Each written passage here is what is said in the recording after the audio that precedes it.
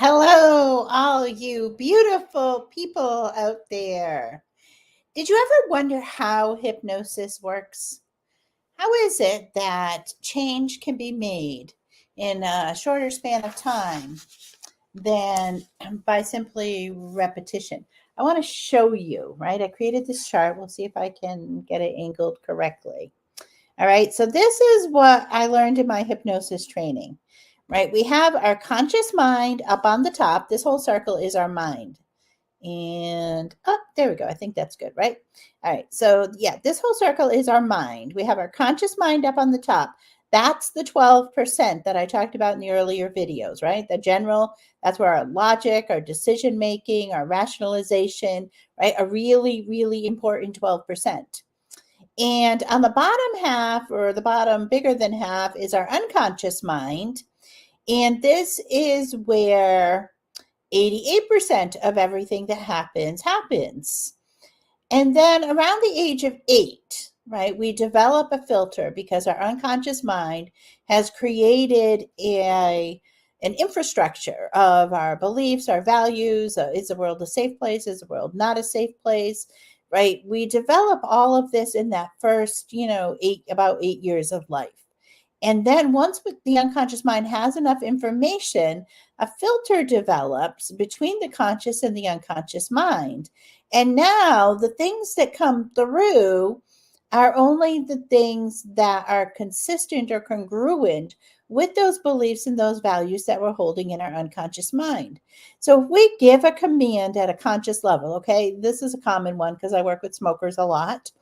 Right? I'm going to quit smoking. As a matter of fact, I just worked with a client today, right? He set his New Year's resolution to quit smoking. And for 21 days, he quit smoking. How great is that?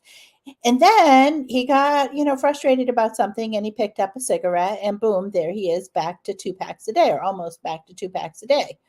Just that quick. Because while he wasn't smoking for that 21 days, he was up here in his conscious mind. The change never happened down here in the unconscious mind. So the unconscious mind, it doesn't understand right and wrong, good or bad. We talked about that, I believe, in a previous video, right? It's just known. It's data. It's just known, right? So some of those may be positive and some of those may be negative. What happens with hypnosis is that we go into this really relaxed state, right? And then we actually break through the filter, right? And then we come right down in. Right? And then we come down specifically. So with smokers, right? We come down specifically to this known, and it's a negative known, and we want to change it. And that's what we do in hypnosis is we change it, right? So the negative is smoker. We change it over to a non-smoker so that now the unconscious mind understands, okay, we've changed what's going on and who you are. Now down here, I have in the very bottom, this little moon, that's the primitive mind. These are things we cannot change. So that's like the hard wiring of a computer. If you think about our mind like a computer. And then the unconscious mind is like the software, whatever software is being run. The conscious mind is, guess what? That person at the keyboard, right? That's typing in the commands. So therefore, and then, the filters, well, those are the filters that they have in the, security or firewalls, right? That's what the filters are, like the firewalls.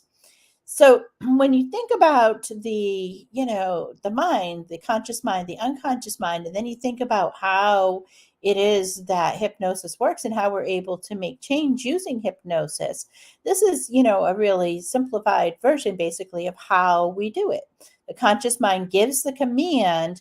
We go into this really relaxed state where we open the connection between the conscious and the unconscious mind, right? Accessing through that filter. And then we go ahead and find that specific thing in the unconscious mind that we want to make the change for. And we give the direction in the language of the unconscious so that we're able to change it over from one thing to another. For this to work, it is important, right, that we've gotten rid of the release. The 4 requisites for change still apply. So when I work with my smokers. I'm looking for the root cause for why they smoke.